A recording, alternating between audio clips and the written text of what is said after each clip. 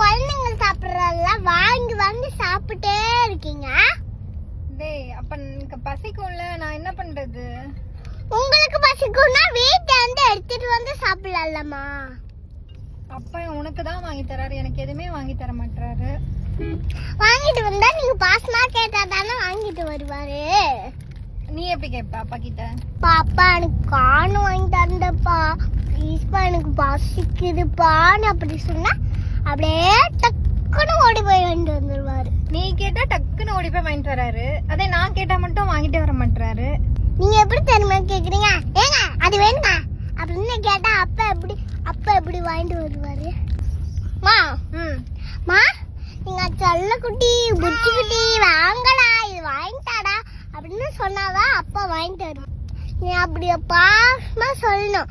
வேண்டாம் பெரியப்பா சொன்னீங்கன்னா அவரு வாங்கியே தரமாட்டாரு. கரெக்ட் தான்டா. இன்னும் என்ன தெரியுமா பண்றீங்க? என்னடா வாங்கிட்டு வர வரைக்கும் கொஞ்சிருங்க, வாங்கிட்டு வந்தது அப்படியே முகத்தை முறைக்கிற மாதிரி கட்டுறீங்க.